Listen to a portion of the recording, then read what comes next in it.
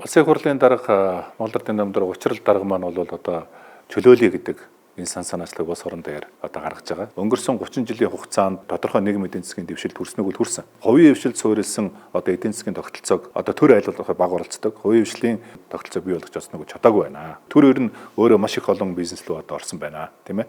Энэ бол одоо маш муу тал. Үн дээр бизнесийн орчин одоо муудсан, тийм ээ. Одоо хэл ахуул нэмэгдсэн.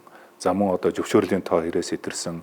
За ингээд хяналт шалгалтууд нь давхцсан хяналт шалгалтууд, хуулиудын нэг заалт нь нөгөө заалтуудаа үүсгэсэн. За ингээд бүх бизнесийн одоо маргаанууд бүгдээрээ шүүхтэр очдог. Одоо 10 хэдэн жил ч гэсэн шүүхийн маргаанаар хөрөнгийнхаа маргааныг шийдвэж чадахгүй байдлууд үүссэн. Бүх гадны хөрөнгө оруулагч нартайгаа бид нэр шүүхийн маргаанд орцсон, татварын маргаанд орцсон, тийм ээ. Ийм нөхцөлтэйгээр одоо манай гадаадын хөрөнгө оруулагчдын итгэлээ алдсан. За Монгол улсын хөрөнгө оруулалтын орчин одоо муутж байгаа ийм нөхцөл байдал үүсэж байгаа учраас бид нэр тогтолцооны шинжилгээ хийх хэрэгтэй байна.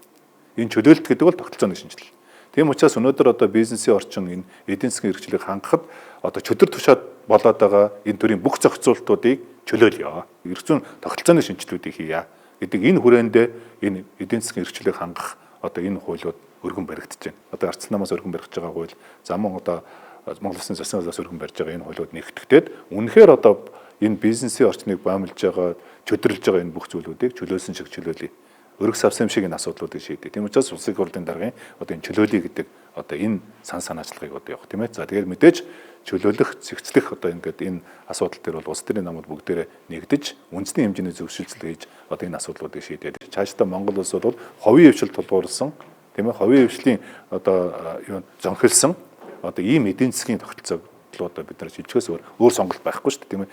Энэ тогтолцоог хийх одоо тэр эргэцэн орчнуудыг хийх энэ боломжууд нь бол өнөөдөр энэ ажлын хэсгээр хийя л гэж харж байгаа.